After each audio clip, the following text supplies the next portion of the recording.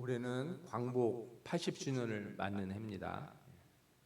우리나라가 일본의 식민 통치로 주권을 빼앗긴 후에 다시 광복을 맞이할 때까지 36년이 걸렸어요. 그 기간 동안 나라를 팔고 권력을 잡은 자들이 아주 기세등등하게 살았는데 이 사람들의 아직도 우리나라에 영향력을 끼치고 있는 것 같아요. 후손들도 그렇고, 또 게다가 일본은 과거에 대한 반성도 잘 안 하고 독도를 또 자기네 땅이라고 우기기까지 해서 우리나라의 반일 감정이 잘 식어가질 않습니다. 그래서인가요? 한일전은 가위바위보를 해도 이겨야 된다, 그런 얘기가 있어요. 일본 사람들하고는 가위바위보를 해도 우리가 반드시 이겨야 된다. 뭐 야구나 축구나, 사실 이제 객관적으로 보면 일본이 우리나라보다 야구를 더 잘해요. 팀들도 엄청 많고요. 고등학교 그 야구 팀들도 우리나라보다 뭐 어마어마하게 많습니다. 하여튼 조그만 섬에도 야구 팀이 있을 정도로 그렇게 야구를 많이 해요. 그러다 보니까 선수층도 두꺼운데 가끔씩 그 국가대표 대항전을 하면은 우리가 이렇게 이길 때가 있잖아요. 신기한 것 같아요. 뭐 야구만 그런가요? 축구도 그렇고. 아마 이게 우리 마음속에 그런 생각이 있어서 그런 거 아닌가. 일본을 이겨야겠다.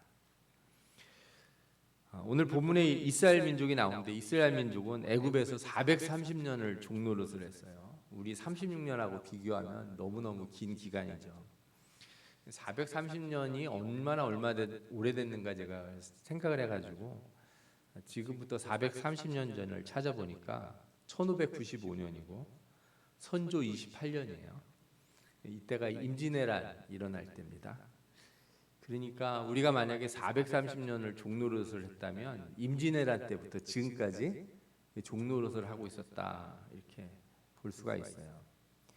그러니 우리가 겪은 30년도 그렇게 지긋지긋해서 아직도 못 잊어버리고, 그죠? 복수의 칼을 갈아야 된다, 뭐 이런 사람도 있는데 430년을 그렇게 살았으면 얼마나 징글징글하게 미웠을까 하는 생각도 들어요. 그렇다면 이스라엘 민족이 애굽에 대해서 깊은 민족적 반감을 가지고 살았을까? 성경을 보면 그렇지 않은 것 같아요. 하나님이 또 이스라엘 민족에게 너희들 애굽을 절대 잊어버리지 말고 나중에 가나안 땅에서 힘을 기른 다음에 가서 애굽을 진멸시켜라. 거기 가가지고 아주 싹 쓸어버려라, 이런 말씀을 하셨나? 전혀 그렇지 않다는 거예요. 오히려 그쪽으로는 가지도 말라고 그래요. 하나님이 진멸하라고 가르치신 그 나라는요, 그 아멜렉 말고는, 그리고 가나안 땅에 원래 살던 그 민족들 말고는 없어요. 그런데 하나님은 성경에서 여러 번 애굽에서 종되었던 것을 기억하라 이거죠.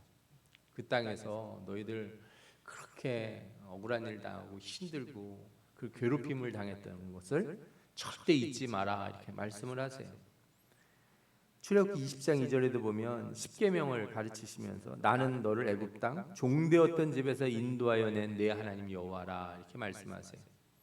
또 신명기 6장 2절에도 너는 조심하여 너를 애굽 땅 종되었던 집에서 인도하여 내신 여호와를 잊지 말고, 이렇게 말씀하십니다. 오늘 본문에도 18절에 너는 애굽에서 종되었던 일과 내 하나님 여호와께서 너를 거기서 속량하신 것을 기억하라. 그리고 22절에도 너는 애굽 땅에서 종되었던 것을 기억하라. 이러므로 내가 내게 이 일을 행하라 명령하노라, 말씀하고 계십니다. 그렇다면 이 종되었던 것을 기억하라는 의미는 무엇인가? 430년 동안 그렇게 괴롭힘 당한 것을 잊지 말아야 돼서 해야 될 일이 무엇인가? 우리가 오늘 말씀을 통해서 좀 생각해 볼 필요가 있습니다. 오늘 본문에는요, 그 어떤 맥락이 있는데 앞에서부터 여러 율법들을 쭉 설명을 하세요. 좀 개별적인 것들이 많아요. 그런데 이제 이 말씀을 하기 전으로 보면 17절부터 22절 사이를 보면 크게 세 가지를 얘기를 하세요. 그 가운데 애굽에서 종되었던 것을 기억하라, 이렇게 말씀을 하시거든요. 첫 번째는 뭐냐면 재판할 때 가난하고 약한 자를 억울하게 하면 안 된다는 거예요. 17절을 보면 이렇게 나옵니다. 너는 객이나 고아의 송사를 억울하게 하지 말며, 이렇게 나와요. 공평한 재판을 위해서 가장 중요한 게 율법이고요. 이 율법을 따라서 행해야 될 가장 중요한 게 공평한 재판이에요. 출애굽기 23장 3절에도 가난한 자의 송사라고 해서 편벽되이 두둔하지 말지니라.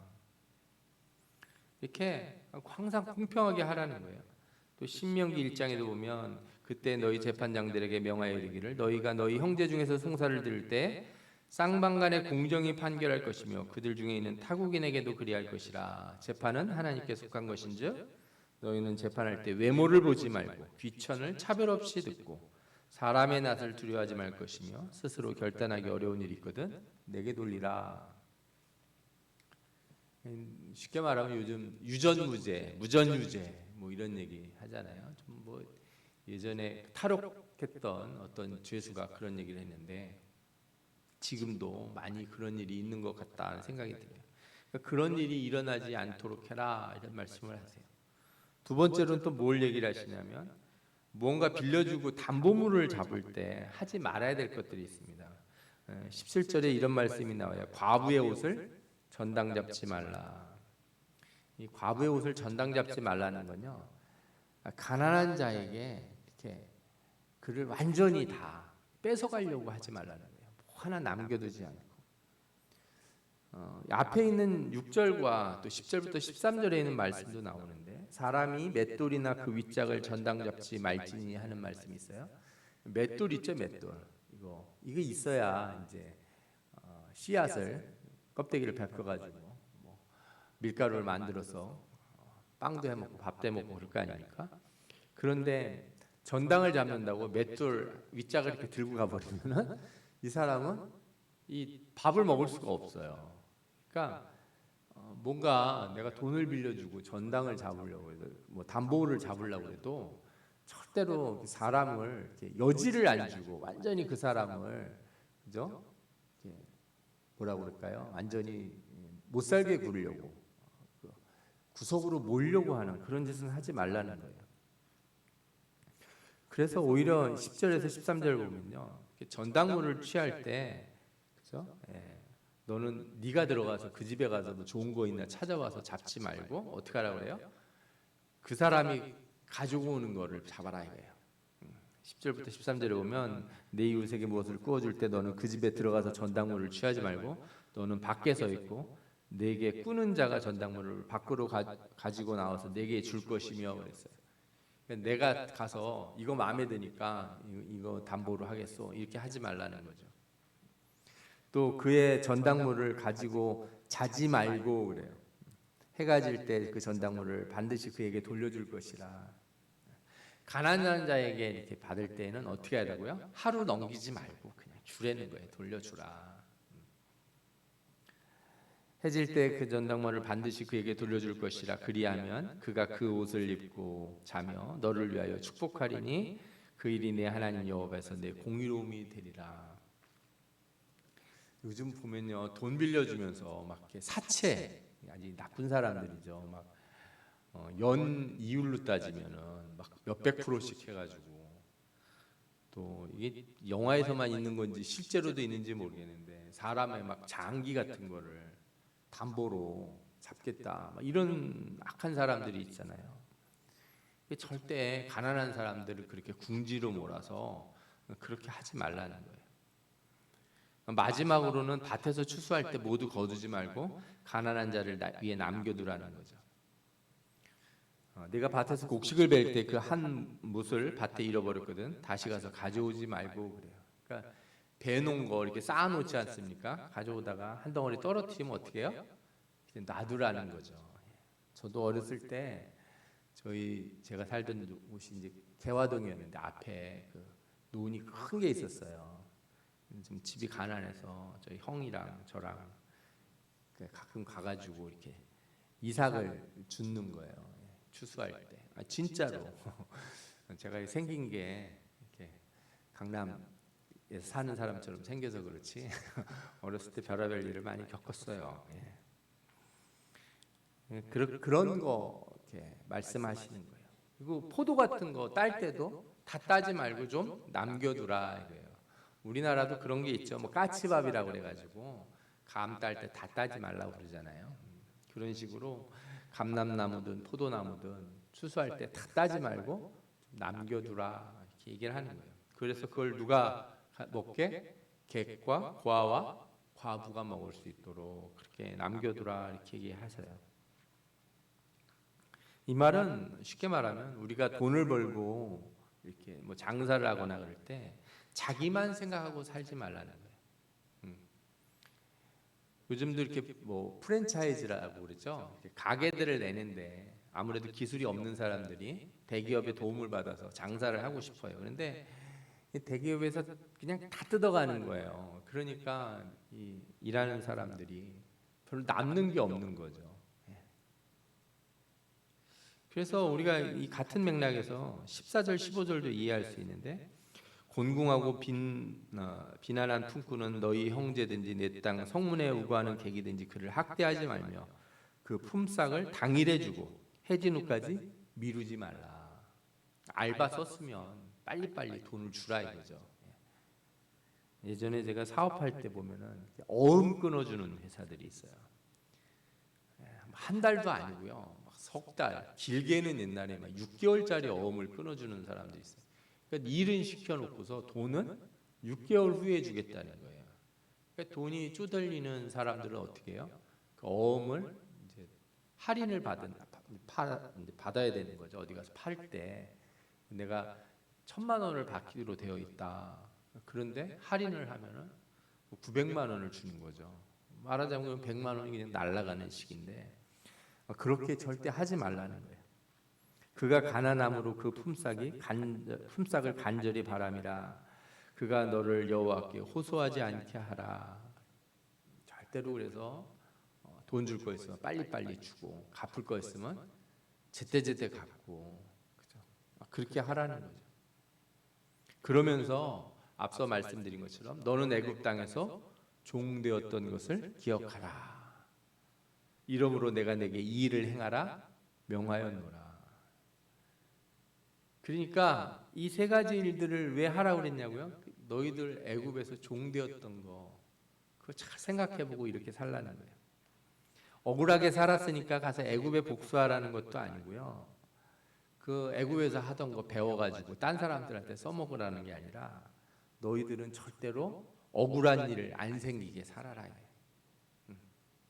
너희들 애굽에서 억울한 일을 당했으니까 앞으로 너희들끼리는 절대로 그렇게 하지 말고 너희 땅에 사는 외국인한테도 그렇게 하면 안 된다.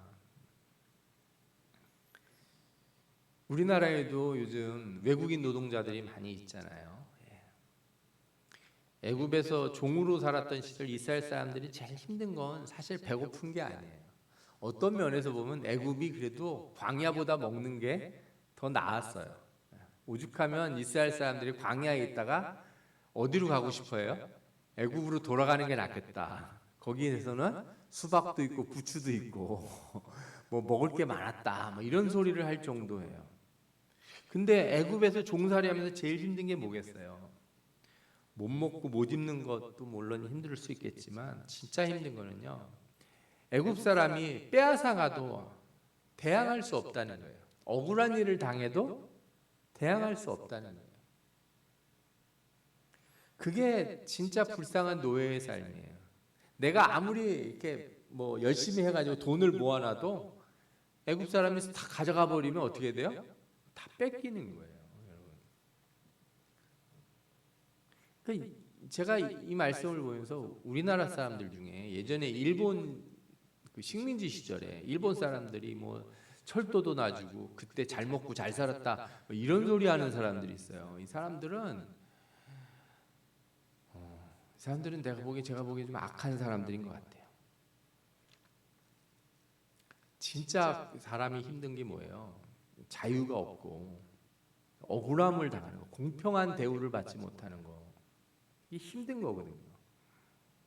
이스라엘 사람들은요 더 나가서 자기 자식까지도 뺏겼어요. 장자 아들을 낳으면 어떻게 해야 돼요?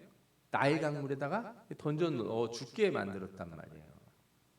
그래서 하나님 앞에 부르짖은 거예요. 배고파서가 아니에요. 억울해서요. 공의와 정의가 없어서. 만약에 애굽 왕이 공의롭고 정의롭고 애굽 사람과 그 히브리 사람들이 공평하고 평등하게 잘 지낸다고 생각해 봐요.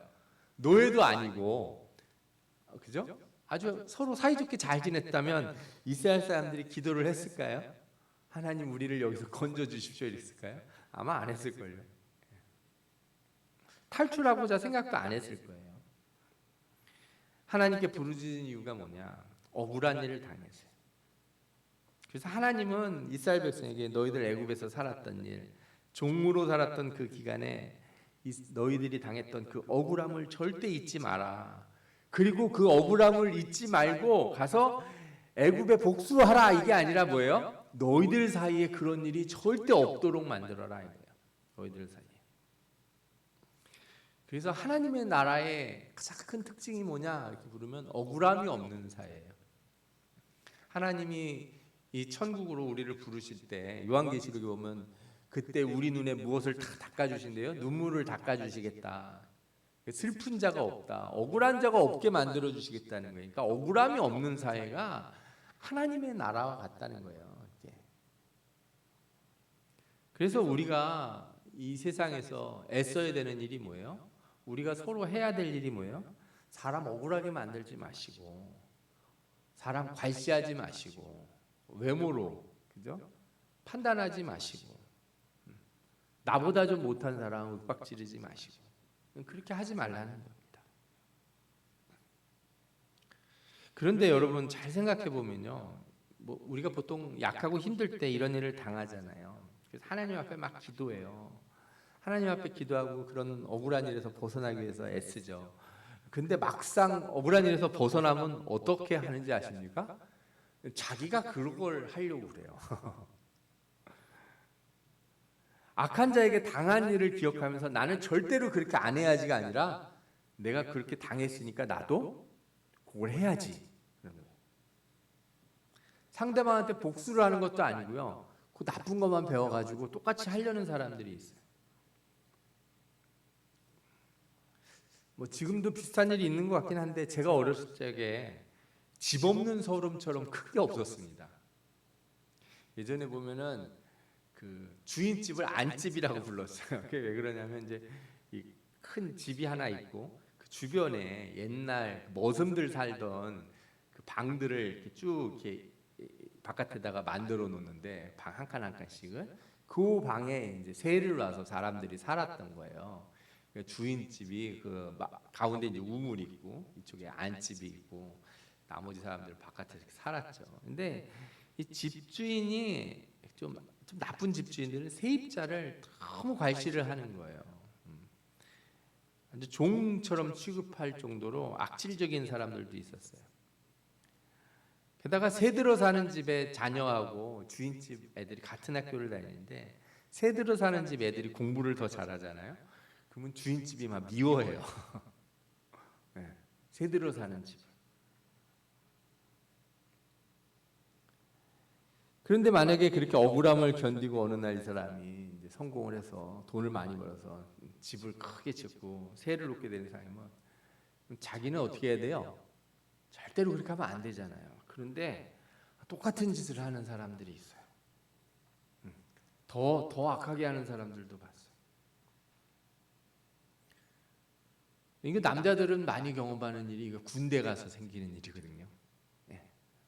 군대 가면은 저가 군대 갔을 때는 병장들은 이렇게 누워가지고 우선 완전히 왕처럼 지냈어요. 네. 그리고 막 이등병 들어오고 막 그런 군기 잡는다고 막 폭행도 하고 그때는 뭐 그런 일이 아주 태반이었죠. 그러면 그런 일을 당한 사람은 나중에 자기가 고참이 되고 병장이 되고 그러면 어떻게 해야 돼요?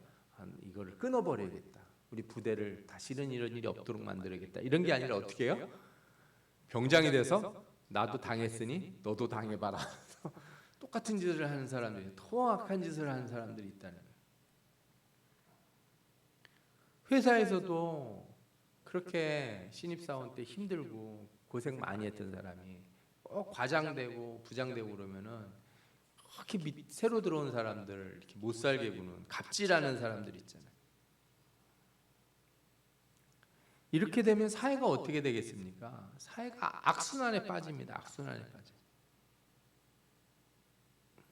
점점 더 이렇게 나한테 나쁜 짓을 하는 사람한테 복수하는 것도 아니고요. 내가 그걸 배워서 나보다 약한 사람한테 그걸 계속 하니까 사회 전체가 이 악의 고리가 그냥 형성이 돼버려요. 그러면 그 사회는 의로운 사람은 점점 없어지고 악인들이 서로 괴롭히는 일만 남게 돼요. 그러니까 악인이 악인을 괴롭히고 악인이 악인을 괴롭히는 꼴이 돼버려요. 나중에 그럼 이제 이런 얘기를 하겠죠. 왜 너는 그랬냐 그러면 저도 당했습니다. 뭐 저한테만 그러십니까?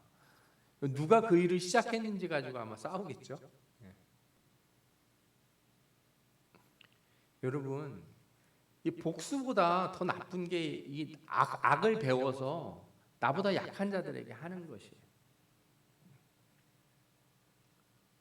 절대로 그렇게 해서는 이 사회를 바르게 세울 수가 없어요. 하나님의 나라를 절대 세울 수 없습니다.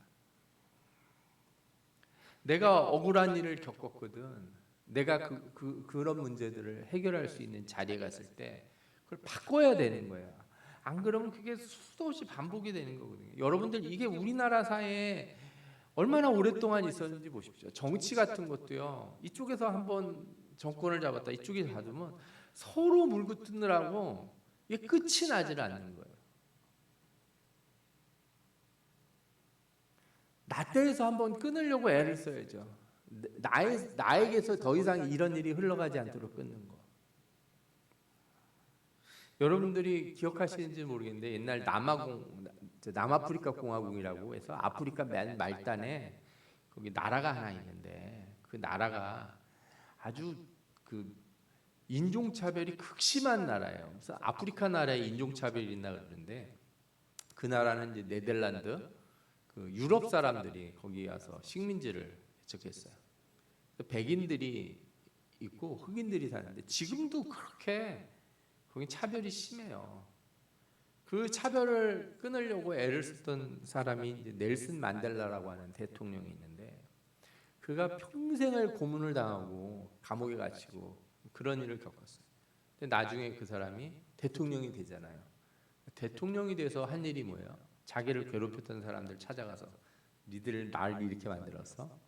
흑인들을 전부 이제 봉기하라, 백인들을 다 몰아내고 흑인의 나라를 만들자 이랬을까요? 아닙니다. 그 사람이요 이렇게 용서를 하고 화해하는 그런 시대를 열었어요. 사람들이 다 이해를 못하는 거예요. 당신 바보냐? 어떻게 그런 일을 잊고 살 수가 있냐? 근데 그 일을 하기 위해서 그 악을 끊기 위해서 그걸 자기 때에서 자기 선에서 그걸 막으려고 그렇게 애썼던 사람이에요. 참 이거 힘든 거예요. 여러분들 우리가요 복수하고 그 악을 반복해서 이것을 해결할 방법은 없습니다. 의로운 일을 행하고 억울한 일을 다시 행하지 않게 됨으로써 이 모든 악의 순환을 끊을 수가 있거든요. 이게 우리가 정말 깊이 생각해야 될 부분이에요. 우리나라에도 지금 외국인 노동자들이 참 많이 와 있잖아요. 가끔 뉴스를 보면요, 외국인 노동자들 이렇게 불합리하게 대우하고 막 돈을 띄어먹고, 그죠? 뭐 이렇게 나쁜 짓을 하는지 모르겠어요.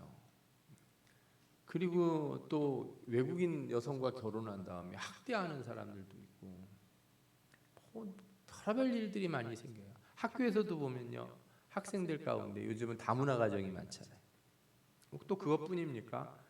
예, 가정들이 요즘 결손 가정들이 있어서 한부모 가정들도 많고 그러잖아요. 그거를 막 놀리고 괴롭히고 하는 그런 일들이 너무 비일비재하게 벌어지는데 잘 생각해 보면 예전에 우리가 그런 일을 당했던 사람들이었다는 거예요. 그런 일을 당하고 살았다는 거예요.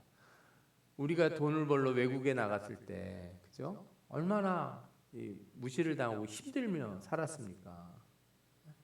그런 어려움 가운데 나라를 세웠기도 하고, 우리가 그런 수많은 억울한 일을 당하고 차별을 당해 왔던 나라인데 지금 우리가 좀 이제 나라가 좀 살만하고, 그래서 가난하고 어려운 나라의 사람들이 한국에 와서 일을 하고 그러는데, 그것을 우리가 제대로 다 행하지 못하고 옛날 일을 잊어버리고 산다면 하나님이 정말 우리 한국에 복을 주셨던 것을 어떻게 생각하실까 하는 생각이 들어요. 그래서 우리가 애굽에 있을 때를, 그 종되었던 때를 기억하라. 여러분들이 인생을 살면서 옛날에 억울한 일 당했던 때를 기억하라 하신 말씀은 복수를 하라는 것이 아니라 나 때에서 그 억울함이 끊어지게 하고 내가 새로운 시대를 열어가는 그 주인이 되라 하는 말씀인 것을 우리가 분명히 명심해야 될 줄 믿습니다. 아멘. 그러면서 이 말씀이 우리에게 영적으로도 아주 중요한 걸 가르쳐 준다는 것을 우리가 한번 생각해 봐야 됩니다. 여기 애굽이라고 하는 나라는 우리가 영적으로 따지면 마귀의 세력이에요. 우리 죄 아래에 있었던 때를 의미해요. 그러니까 주님이, 하나님께서 예수 그리스도를 통해서 우리를 죄에서 건져 주신 것이 곧 애굽에서 우리가 나온 것과 같은 거예요. 하나님의 자녀의 권세를 주셨어요. 그런데 성경을 보면 하나님은 우리에게 죄를 건져 주신, 너희들 이제 마귀에게 복수하라 이런 얘기를 하시잖아요. 그 마귀에게 복수를 한다는 게 그죠? 가서 마귀랑 막 주먹을 쥐고 때리고 싸우라는 얘기가 아니에요. 너희들 죄 졌으니까 예전에 나를 죄짓게 한 사람들 찾아가서 다 복수해라 이런 얘기를 하시지 않아요. 어떻게 해야 되는 거냐? 악을 이기려면 어떻게 되냐? 빛을 발하라는 거예요. 너희들이 어둠에 있다가 나왔는데 어둠을 이기는 방법은 뭐예요? 빛을 발하는 거예요. 선한 일을 하는 거예요. 정의를 세우고 공의를 세우는 거예요. 어둠 가운데 억울한 일이 생기는 거고 어둠 가운데 차별이 생기는 거거든요. 내가 선한 일로 하나님의 뜻을 행함으로 빛을 발하면 내 주변에 사단이 물러가게 돼 있어요. 우리가 마귀를 이기는 방법이 바로 그거예요. 마귀에게 복수한다고 복수가 되는 게 아니고 우리가 선한 일을 행하고 내가 당했던 그 악한 일들을 나는 행하지 않고 어떻게 해요? 선한 것으로 다시 되돌려 줄 때, 그때 우리가 승리하는 자가 되고 하나님의 나라가 확장되고 우리가 죄 아래 살았던 것을 잊지 않는 그런 진짜 성도가 된다는 겁니다. 여러분, 이제 우리가 살아야 될 길이 분명합니다. 빛을 발하는 자들이 되시기 바랍니다. 내가 힘들고 죄 아래서 어둡고 억울한 일 당하며 살았던 것을 기억하시고 나는 빛을 발해서 나와 함께 있는 모든 자들에게 선을 행하고 하나님의 정의와 공의를 드러내는 그런 삶을 살아야겠다 이렇게 결심하고 기도하는 여러분들 되시기를 축원합니다. 아멘. 이제 우리가 이 말씀을 통해서 억울함이 없는 사회를 만들어 가야 돼요. 악과 복수의 고리를 끊고 정의와 공의로 하나님의 나라를 이뤄가야 될 줄 믿습니다. 우리가 살아가는 모든 곳, 여러분들의 가정과 여러분들이 속한 회사와 직장과 학교와 모든 곳에서 이 하나님의 놀라우신 뜻을 실천해 나가는 복된 주의 백성들 되기를 축원합니다. 아멘. 기도하겠습니다.